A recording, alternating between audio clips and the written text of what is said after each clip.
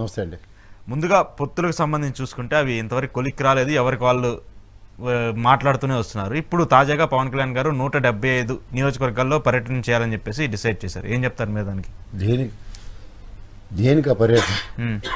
ఇప్పుడు ఒక పార్టీ నిర్మాణం క్షేత్రస్థాయిలో 175 నియోజకవర్గాల్లో ఈ 10 సంవత్సరాలు బట్టి ఉండి తగడం బగడం అన్నట్టుగా ఉంటే ఏమైనా చేయొచ్చు. కానీ ఏం లేదు దానికి. ప్రతిసారి ఆయన ఉనికిని చాటుకోవడానికి దాని బదులు 4 సినిమాలు తీసి అన్ని నియోజకవర్గాల్లో రిలీజ్ చేయమనండి. పార్టీ ఉంది కదా సార్, ఆయన ఒక సంస్థ ఏది ఎక్కడ సంస్థాగత నిర్మాణం ఏది మీరు చెప్పండి. ఉభయ గోదావరి జిల్లాలో పరిసర ప్రాంతాల్లో తప్ప సంస్థాగత నిర్మాణంతోనూ దాని ఆవశ్యకతను సంతరించుకుంటూ ఎక్కడైనా రాయలసీమ అని చెప్పండి. మరి మనం కంటిన్యూస్గా చూస్తున్నాం కదా. ప్రజాక్షేత్రంలో ఒక పార్టీ ప్రస్థానం, వాళ్ళు నిలబడి పోరాటం చేస్తున్న విధానాలు అని ప్రతి నిమిషం చర్చించబడి. ఇప్పుడు కేఏపాల్ కూడా ఉన్నాడు 175 నియోజకవర్గాల్లో, ప్రతిసారి పోటీ చేస్తూనే ఉంటాడు. ఇది ఎవరికి ఉపయోగం? దేనికి? ఎస్టాబ్లిష్మెంట్ జరుగుతుంది కదా సార్. ఇప్పుడు ఎప్పుడు నేను మీరు చెప్తున్నాను కదా, కళ్ళ ముందు ఒక కేజ్రీవాల్ పార్టీ, ఆమ్ ఆద్మీ పార్టీ, అలాగే జగన్మోహన్ రెడ్డి వైఎస్ఆర్సీపీ పార్టీ, ఇవన్నీ మనకి ఈయనతో పాటు స్టార్ట్ అయిన పార్టీలే కదా. హౌ దే ఆర్ బ్యాటిల్స్, వాళ్ళ ప్రజాక్షేత్రంలో వాళ్ళ పోరాట పటిమేలా ఉంది, వాళ్ళు సాధించిన విజయాలు ఏంటి, అందరూ కక్కడొక్కలు తింటారు. ఎప్పుడు లేడీకి ఇలా ఉదయించే సూర్యులే ప్రతి ఒక్కరు ప్రకాశ శక్తితో ఉండరు. బట్ ఇనిషియల్ హికప్స్ని ఓవర్కమ్ చేసుకుంటూ వాళ్ళు ఎలా బయటకు వచ్చారు, వాళ్ళు ఎలా ఉన్నవే అని కళ్ళ ముందు కనబడుతుంది. ఎప్పుడు మైనస్లో ఉంటాడు ఈ Pawan Kalyan. What for it is? పాపం మీకు ఇంకో మాట చెప్తున్నా, జగన్మోహన్ రెడ్డి గారికి కానీ అది కేజ్రీవాల్ గారికి కానీ ఎంత బొంబార్డింగ్ సపోర్ట్ ప్రజల నుంచి వస్తుందన్నది వాళ్ళకు కూడా తెలియదు. కానీ బొంబార్డింగ్ సపోర్ట్ పవన్ కళ్యాణ్ గారికి ఉందని తెలిసి కూడా దాన్ని దుర్వినియోగపరుస్తున్న వ్యక్తి కింద మీకు కనబట్లే. ఆయన ఒక బేస్మెంట్ కోసం ఎదుగుతున్నాడు సార్. మీరు అన్నట్టు కరెక్టే, పవన్ కళ్యాణ్కి ఒక స్ట్రాటజీ ఉంది, ఆయనకంటూ ఒక ఫ్యాన్ బేస్ ఉంది. సో ఆ ఫ్యాన్ బేస్తో గెలవలేను నాకు సామర్థ్యాన్ని ఆయన క్రియేట్ చేసుకుని ఆయనకి లూప్ హోల్స్ ఎత్తుక్కొని వేరే వాళ్ళని అటాచ్ చేసుకున్నాను. మీకు మాట చెప్తా సార్. ఇప్పుడు నేను మా నాన్నగారికి 2 పిల్లలు అనుకోండి, ఇంకో పక్క కుటుంబంలో ఒక 2 పిల్లలు ఉన్నారు అనుకోండి. ఒకళ్ళేమో ఐపీఎస్ అయ్యారు, ఇంకోళ్ళు ఐఏఎస్ అయ్యారు. మా నాన్న ఇంటికి వచ్చి నన్ను ఐఏఎస్ ఐపీఎస్ అవ్వలేదని తిట్టచ్చు, కొట్టచ్చు, కానీ మేము పిల్లలు కాదని వదిలేడు కదా. మీరు గమనిస్తున్నారా? ఇప్పుడు వాళ్ళతో కంపారిజన్ చేసుకునే దగ్గర ఇప్పుడు మా పిల్లలు ఎంత కాదన్నా ఏ కాకి పిల్ల కాకి ముద్దు అన్నట్టు వాళ్ళు కూడా ఈయన ముద్దించుకోలేకపోతే ఓకే. అరే మీరు అంటే నా మీద అభిమానం చూపిస్తున్నారు కానీ ఓటు బ్యాంక్ కింద మీరు కన్వర్ట్ అవ్వట్లేదు. దానికి ఏం చేయాలన్నది ఆలోచిస్తారా? ఉన్నదా వదులుకొని ఊరంతా ఊరేగుతారా? ఇప్పుడు ఎంత కాదని ఆయన ఆత్మస్థైర్యం, ఆయన ఆత్మాభిమానం, వాళ్ళ ఫ్యాన్సే కదా. వాళ్ళని మీరు అవహేళన చేస్తే అదే కదా మీరు ఇందాక లేదో ఉన్నారు చూడండి, బేస్ అని. నీ బేస్నే చెదరగొట్టుకుంటే ఓకే, అది కూడా వాళ్ళని అవమానిస్తాం. సో ఇప్పుడు ఏంటి ఆ 175 వరకు అంటే పొత్తులు అనే దాని మీద చర్చ జరుగుతున్నప్పుడు ఈయన పర్యటనలో లోకేష్ పర్యటనలో చంద్రబాబు పర్యటనలో బీజేపీ 175 నియోజకవర్గాల్లో సంస్థాగతంగా వాళ్ళు బిల్డప్ అవటం ఏంటి, ఇవన్నీ చూస్తుంటే ఏమనిపిస్తుంది? ఏం లేదు, దానికి అవన్ పెళ్లి ఊరికే బాజాలు కూడా చేస్తున్నారు మీడియా వాళ్ళని. ఈ మీడియా అనవసరమైన యాక్టివిటీ క్రియేట్ చేసి దాంట్లోంచి ఒక అవుట్కమ్ డెరైవ్ అవ్వడానికి చూస్తుంది. ఇక్కడ మీరు అందరికీ కామనాలిటీ ఏంటంటే జనసేన బీజేపీ పొత్తులో ఉంది, జనసేన టీడీపీతో పొత్తులోకి వెళ్తానని చెప్పింది. మూడోది జనసేన బీజేపీ పొత్తులో టీడీపీని తీసుకొస్తానని చెప్తుంది కూడా జనసేన. మీకు అర్థమవుతుందా? ఈ మూడిట్లో కామనాలిటీ ఏంటి? జనసేన ఒక పారాసైట్ లాగా వీళ్ళిద్దరూ లేకపోతే బతకలేను అన్న నిస్సాయ స్థితిని వాళ్ళ కార్యకర్తల రూపంలోనే ఆయన మీటింగ్లో చెప్పాడు కదా. నేను కనుక అసెంబ్లీ లోపలికి వెళ్ళాలంటే వీళ్ళిద్దరు లేదు, నేను ముందుకు వెళ్ళాను, ముఖ్యంగా తెలుగుదేశం లేదు వెళ్ళానని నిస్సాయితను వ్యక్తపరిచింది ఎవడు? పవన్ కళ్యాణ్. సో అంచేది ఏంటంటే ఈ తాత్పర్యంలో ఈయన పొత్తుల కోసం రూల్ చేస్తున్న దగ్గర వీళ్ళందరికీ నెత్తికి భారం పెడుతున్నాడు. ఓకే, ఇది మీరు గమనించారా? ఇప్పుడు ఎందుకు సార్ జనసేన వాళ్ళిద్దరి దగ్గరికి వెళ్తుందని మీరు అంటున్నారు, వాళ్ళిద్దరే జనసేన వైపు చూస్తున్నారని చెప్పేసి ఎందుకు ఏముందని చూస్తారు? మళ్ళీ మన మాట చెప్పండి. ఇప్పుడు ఏం సార్, ఇప్పుడు అలా కదండి. ఇప్పుడు మీరు తెలంగాణలో మొన్న ఎలక్షన్ చూసాం, లాస్ట్ మూమెంట్ దాకా దిక్కు దివానా లేదు. ఒకటేమో మీకు 0 ప్రస్థానం అన్న దగ్గర మీకు ఒక విషయం చెప్తాను.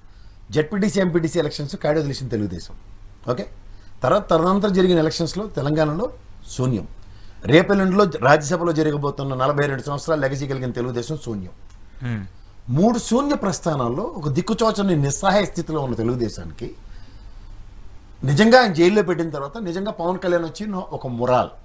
ఇప్పుడు చూడండి, మనం ఎవరైనా చచ్చిపోయిన ఇంటికి వచ్చి పరామర్శించిన వాళ్ళని చాలా ఎక్కువ జ్ఞాపకం పెట్టుకుంటాం, అరే నా కష్టంలో వాడు వచ్చాడు అని.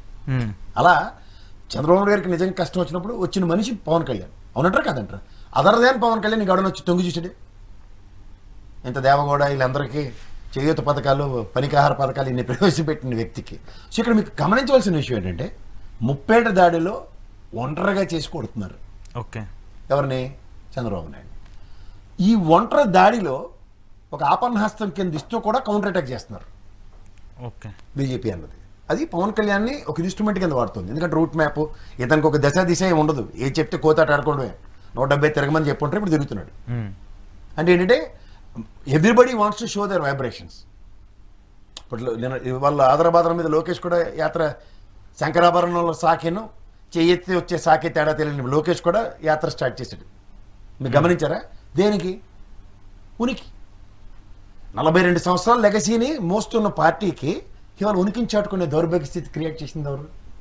పవన్ కళ్యాణ్, బీజేపీ. ఇక్కడ మీకు 23కి పరిమితం చేసిన తర్వాత కూడా ఇంకా ప్రయత్న లోపమే వదులుకున్నారు వాళ్ళు. తదనంతర పరిణామాల్లో ఎక్కడైనా పరిరక్షణ జరుగుతుందా? ఎంతసేపు నాకేదో జరిగింది సానుభూతి చూపించడం అన్నది ఒకే ఒక్క సింగిల్ పాయింట్ ఎజెండా. ఓకే, దానితోటి ఇప్పుడు పవన్ కళ్యాణ్ కలిసి జగన్మోహన్ రెడ్డి రాక్షస పాలన దించేయాలన్న కాన్సెప్టే తప్ప ఇది మా లెగసీ. ఇన్నాళ్ళు మేము ప్రయత్నించాం, ఇన్నాళ్ళ ప్రయత్నంలో మాకు ఈసారి ఓటమి వచ్చింది. 1996లోనే ఎప్పుడో ఒకసారి 46 స్థానాలకు పరిమితం Telugu Desam, but they bounced back.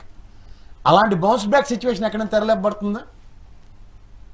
ఎప్పుడు పార్టీని జనాల్ని కాపాడుకోవాలంటే కేడర్ని కాపాడుకోవాలని ఎక్కడ కనిపిస్తుంది? క్యాడర్ మీద కన్సర్న్ లేదు. మీకు మళ్ళీ నేను చెప్తున్నాను, ఈ భౌగోళిక నాయకులను పట్టుకుని పరిరక్షించుకుంటాం. అందులో కూడా ఉమాలాటోడికి ఇలాంటి వాళ్ళందరికీ వివక్షలు చూపించుకుంటూ తిరుగుతున్నాను. ఉమా కదా, అశోక్ గజపతిరాజు కూడా ఆయన చూసాడు ఇసుకెత్తిపోయి పెద్ద ఆయన మనిషి, అంత మనిషి. ఆయన కూడా చచ్చే వెళ్తా నాకెటని వదిలేసాడు, రాజకీయాలు వదిలేస్తున్నాడు. ఎందుకు? ఈ చుట్టూ చుచుర రాజకీయాలు ఎప్పుడైతే తెరలేపబడతాయో ఒక స్థాయి కలిగిన వ్యక్తులు స్థాయి తగ్గించుకోరు. కళ్ళ ముందు అదే కనబడింది కదా. జయదేవ్ గారు is a very good industrialist, ఒక ఎస్టాబ్లిష్డ్ ఫ్యామిలీ, రాజకీయ ఫ్యామిలీస్ నుంచి వచ్చిన ఆ వ్యక్తి కూడా ఈ కుడెంట్ సస్టైన్, ఈ couldn't digest what the hell is taking place. Okay, Nani గారి సంగతి చెప్పక్కర్లేదు. పొమ్మనకుండా పొగడితే మంట ఎక్కిపోయి బయటకు వచ్చినాడు. సో ఇవన్నీ గమనిస్తుంటే ఏమర్థమవుతుంది మీకు? ఒక సేవా తత్పరతతోనూ ఒక దాని ఏమంటారంటే కన్స్ట్రక్టివ్ మైండ్తో పనిచేస్తున్న వాళ్ళు వాళ్ళకి అక్కర్లేదు. ఈ చెత్త చెదారాన్ని ఎంటర్టైన్ చేసి బ్యాచ్కి తెరలేపుతున్నప్పుడు పెద్దవాళ్ళందరూ ఎవరి ద్వారా చూసుకుంటున్నారు. సో ఇలాంటి పార్టీల యొక్క పొత్తు గురించి మాట్లాడే దగ్గర ఇప్పుడు ఉదాహరణకు ఒక నిస్సాయ స్థితి చంద్రబాబు నాయుడు అమిత్ షాని కలిసిన తర్వాత ఒక ప్రపోజల్ వాళ్ళే ఇచ్చారు అనుకోండి, ఆ ప్రపోజల్ నో అనే దమ్ము ధైర్యం వెళ్తుందా? అక్కడ ఏం జరిగిందో వాడికి చెప్పట్లేదు కదా. Say for instant worst case సినారియోలో బీజేపీ ఒక ప్రపోజల్ ఇవ్వచ్చు, దాన్ని కాంట్రడిక్ట్ చేసే దమ్ము ఉంది వాళ్ళకి. ఏదో ఆల్రెడీ ఇచ్చింది 4+2+1 అని చెప్పి ఏదో చెప్తున్నారు సార్. కామన్ మేనిఫెస్టో వెళ్దాం అంటున్నారు, లేకపోతే విలీనం చేయండి మన అందరం కలిసి వెళ్దాం అని ఉండొచ్చు. ఇందులో దేనికైనా నో అని చెప్పే దమ్ము ధైర్యం ఉంటుందా? ఎగేసుకుని వెళ్ళారు కదా, దేనికి వెళ్ళినట్టు? అంచేత when you are travelling you need to have a proper vehicle. When you are not travelling you should have proper legs. When you are walking proper, when you not able to walk properly, sit and think and deliver. Okay, ఈ మూడు జరగట్లేదు. మీకు అర్థమవుతుందా? గుడ్డ చీళ్ళ పన్నెండు బోడమే మిగులుతుంది. ఎంతసేపు ఆ జగన్మోహన్ రెడ్డిని తిట్టుకుంటున్నాను. ఇప్పుడు 10 ఏళ్ల ప్రస్థానంలో రాష్ట్రంలో జరుగుతున్న వివక్ష ఎక్కడి నుంచి జరుగుతుంది అన్న దగ్గర అందరికీ తెలుసు. అది బీజేపీ ఎన్డీఏ గవర్నమెంట్ నుంచి. వీడికి ఎవరికైనా దమ్ము దేని ఉందో ఒక పల్లెత్తి మాట్లాడడానికి? వీళ్ళు జుట్లు పీక్కుని ఆ కొల బిందులు తగులాడుకుని ఇద్దరు కలిపి ఒకరిని తిట్టడం, ఆ ఒకరోజు బయటకు వచ్చి వీళ్ళని తిట్టడం, అంతకు తప్ప ఇంకేం జరుగుతుంది అక్కడ ఏపీ పాలిటిక్స్లో? దీనికి వీళ్ళకి అవసరమా అనుకోవాలి వాళ్ళు. ఇది జరుగుతుంది, ఇది గమనించమంటున్నారు. స్వప్రయోజనాలు, రాజకీయాల ప్రయోజనాలు తప్పితే ఎక్కడ ప్రజల గురించి ఎక్కడ డిస్కషన్ జరగట్లేదు. ఇప్పుడు ఆ జగన్మోహన్ రెడ్డి అనే వ్యక్తి ఏం చేశాడు? పాదయాత్ర కంప్లీట్ చేసుకుని వచ్చాడు, ప్రజల యొక్క మానసిక స్థితిగతుల్ని అవగతం చేసుకున్నాడు, 2 ఏళ్ళు కరోనాని ఎదుర్కొన్నాడు. అక్కడి నుంచి ఉన్న ఆయనకు వెసులుబాటు ఎంత? 2.5 సంవత్సరాల పరిపాలనలో ప్రజలకు ఏం చేయాలో చేసుకుంటూ వెళ్తున్నాడు. 5 సంవత్సరాలు బట్టి 5 సంవత్సరాలు బడ్జెట్లు పెట్టాడు. ఒక బడ్జెట్ ఇలా తీసాడు, ప్రజలకు ఇది అవసరం. కామన్ మ్యాన్ దగ్గర డబ్బులు రొటేషన్ అయితే పెద్దలు ఐలయ్య గారు లాంటి మా ప్రొఫెసర్ గారే చెప్పారు, మీ దగ్గర డబ్బులు అనుకోండి సార్, పిల్లలకి ఇంటికి డబ్బులు ఖర్చు పెట్టకుండా బ్యాంకులో తిట్టి తాళం ఎత్తరా, ఆ మనీ సర్క్యులేషన్ తీసుకొచ్చాడు. తప్పే ఉంది సార్ దాంట్లో. పిల్లల స్థితిగతులు అదేమన్నా ఓటు బ్యాంకా చెప్పండి, గర్వపడేలా చదివిస్తున్నాడు పిల్లల్ని. తప్పే ఉంది సార్. సో ఎప్పుడైనా సరే నువ్వు అనవసరమైన విషయాలను ఎంఫసైజ్ చేసుకునే వీళ్ళకి ఏం పని పట్టలేదని అర్థం అవట్లేదు కదా. ఓకే, నేను చిన్నప్పుడు చదివి స్కూల్లో బాత్రూమ్ వస్తే ఏడకెళ్ళాలో తెలియని నిస్సాయ స్థితిని నేను ఎదుర్కొన్నా. అలాంటిది వల్ల బ్రహ్మాండంగా బాత్రూమ్ ఉంది. ఇంకెంతకన్నా ఇంకేం కావాలి సార్ పిల్లలకి? చెప్పండి ఒక్క మాట. సో ఇప్పుడు లోకేష్ గారు ఆయన సొంత అజెండాతో వెళ్తున్నారని చెప్పేసి చూస్తుంటే అనిపించట్లేదు. ఎందుకంటే ప్రసాద్ ఇప్పుడు ఆయన శంకారాం అనే సభ పెట్టారు, అక్కడికి వెళ్ళి ఆయనకున్న హామీలు ఇస్తూ ఉన్నారు. చంద్రబాబు నాయుడు గారు జనసేన కలిసి ఒక 6 హామీలు ఏమని చెప్పి వీళ్ళు మేనిఫెస్టో పెట్టారు. ఒక ఇంత సంస్థాగతమైన ఒక పార్టీలో ఒక 2 వే అంటే 2 లెగ్స్ మీద ఒక పార్టీ నడుస్తుందని అనిపించట్లేదా? ఈజీగా అనిపిస్తుంది. ఆ చిన్నపిల్లాడికి ఎప్పుడైతే వచ్చిందో దైద్యం అప్పటి నుంచి పెట్టింది ఆ పార్టీకి. అప్పటిదాకా ఏదో కలకల్లాడుతూ శుభ్రంగా ఉండేవారు. ఈ చిన్నపిల్లడి రాజకీయాలు ఎప్పుడైతే తెరలేపబడ్డాయి అక్కడి నుంచే పట్టుకుంది వాళ్ళకి. చూసుకోండి మీరు కావాలంటే. ఇప్పుడు ఒక మొనాటమే బ్రేక్ అయింది అనుకోండి sir, you cannot align with it. ఇప్పుడు మనకు వీల్ అలైన్మెంట్స్ అంటారు తెలుసు కదా కార్కి. వీల్ అలైన్మెంట్ తప్పింది అనుకోండి, ఆ కార్కి నువ్వు వీల్ అలైన్మెంట్ లేకపోతే టైర్లు మొత్తం పోతాయి. ఆ టైర్లే పార్టీ అనుకోండి, అలైన్మెంట్ చేయకుండా టైర్లు పాటు చేసేస్తే ఏమవుతుంది? ప్రయాణం ముందుకెళ్తుందా? ఎక్కడో రావాల్సిందే కదా. అదే పరిస్థితి ఎదుర్కొంటుంది. ఇప్పటికైనా మించిపోలే. పేరుకు పెత్తనం ఇస్తే బుర్రంతా గొరిగి పెట్టిందని ఒక సామెత ఉంటుంది. అలా చిన్నపిల్లలకి రాజకీయాల్లో అరంగేట్రం చేసి పులిని చూసి నక్కవాత పెట్టుకునే రాజకీయాలు చేస్తే మాత్రం చాలా డేంజర్. ఓకే, నీకంటూ ఒక విధానం ఉన్నప్పుడు అది పార్టీ విధానమా కాదో నువ్వు చెక్ చేసుకోవాలి. ఫస్ట్ టెస్టింగ్ మాడ్యూల్ అదే.